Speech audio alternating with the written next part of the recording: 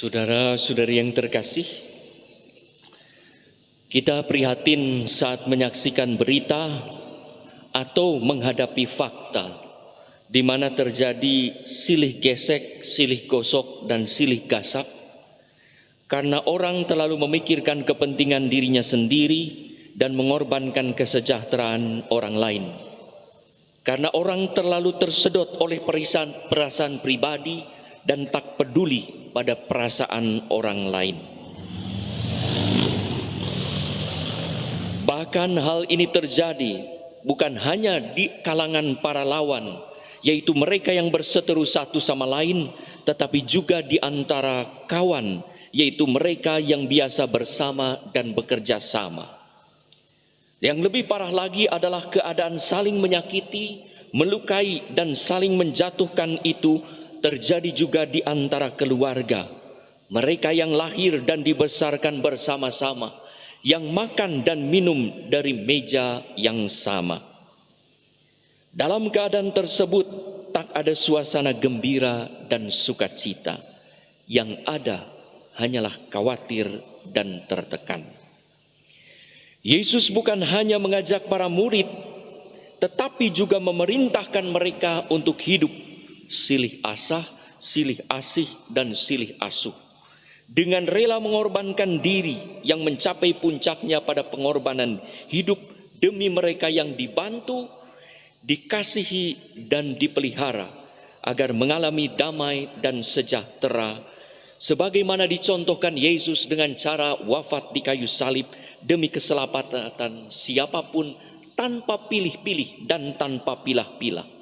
Itulah hakikat kasih sejati yang merangkul dan menyelamatkan semua orang. Saudara-saudari yang terkasih, kita bersyukur karena kita juga menyaksikan ternyata banyak praktek silih asah, silih asih, dan silih asuh. Bahkan mewujudkannya dalam hidup kita sendiri lewat berbagai gerakan kasih tanpa batas, menolong tanpa tanya siapa yang diselamatkan, dan membantu tanpa minta diapresiasi atau publikasi. Misalnya saat terjadi bencana tsunami di Aceh, likuifaksi di Palu, gempa bumi di Lombok, banjir bandang di Wasior, Papua, tanah longsor di Lembata dan Alor, puting beliung di Kupang, dan bahkan bencana global COVID-19.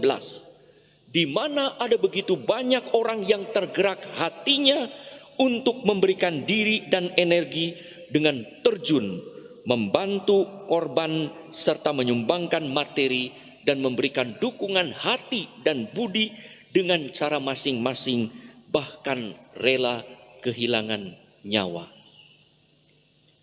Itulah saudara-saudari, contoh-contoh kesadaran dan gerakan kasih sejati.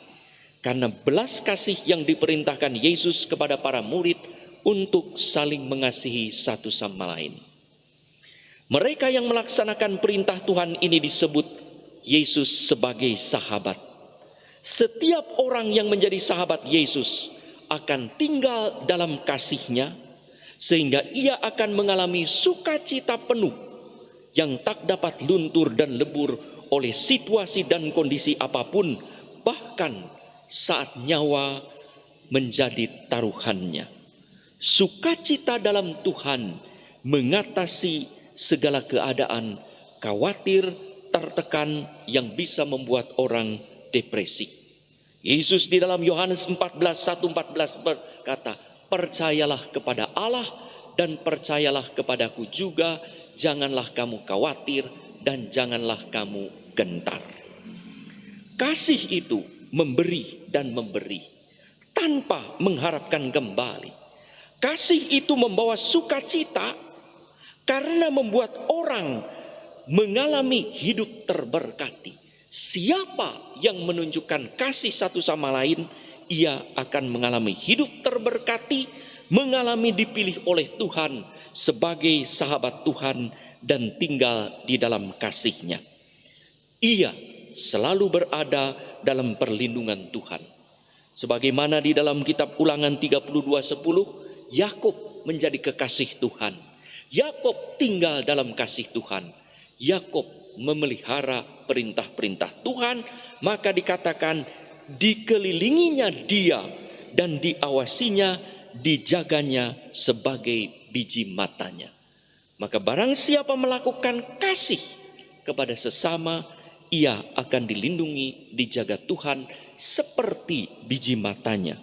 Hingga harapan dan keinginan, kebutuhan dan kerinduan, serta mimpi-mimpinya akan dipenuhi Tuhan. Itulah sukacita penuh. Itulah dialektika kasih. Ketika kita memberi tanpa meminta, kita mendapat tanpa diduga. Ketika kita mengasihi hingga rela mengorbankan diri bagi sesama, karena demi kasih Allah, Allah menyejahterakan dan menyelamatkan kita.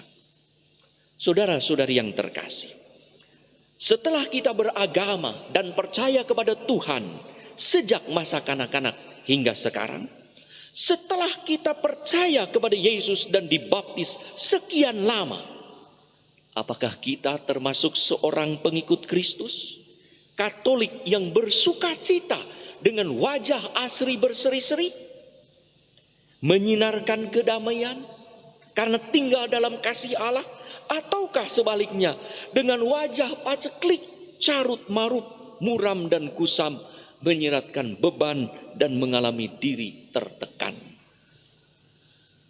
Saya menyaksikan begitu banyak orang yang percaya kepada Tuhan dan hidup dalam Tuhan, bagaimana menghadapi malapetaka dalam hidupnya. Ketika suaminya yang dikasihi mendadak mati karena COVID. Ketika suami yang dikasihi hendak rekreasi bersama-sama, ternyata anfal dan mati seketika. Dan orang-orang ini sangat sedih, tetapi tanggapan imannya tetap hidup sebagai orang yang beriman, yang berkata, Tuhan tahu mana yang terbaik. Ataukah kita mendengar juga orang-orang yang berkata, ingat, sadar, kamu percaya kepada Tuhan. Karena apa? Ada orang-orang yang ternyata tanda petik mengalami tak sadarkan diri, sehingga berkata dan berbuat apapun ketika malapetaka terjadi, tertekan dan khawatir hingga mengalami depresi yang luar biasa. Justru orang yang hidup dalam kasih, Tuhan berjanji mengalami sukacita penuh karena Tuhan sendiri jaminannya. Apakah kita mengalami diri sebagai sahabat Yesus yang melaksanakan perintah mengasihi satu sama lain, ataukah sekedar hanya simpatisan dan pengikut Yesus saja? Sukacita akan kita alami saat kita dipilih menjadi sahabat Yesus karena hidup dalam kasih dan melaksanakan perintah kasih itu. Tanpa mewujudkan kasih satu sama lain, tak mungkin seorang menjadi sahabat Yesus yang sejati. Tanpa menjadi sahabat Yesus, tak mungkin kita mengalami sukacita penuh. Tanpa sukacita penuh, tak mungkin kita mengalami damai sejahtera sebagai orang beragama, sebagai makhluk beriman yang percaya dan sungguh berjumpa dengan Tuhan. Dalam kasih ada sukacita penuh. Sebagai sahabat Tuhan, kita akan mengalami hidup dalam kasih dan sukacita penuh itu kalau kita melaksanakan perintahnya, mengasihi satu sama lain.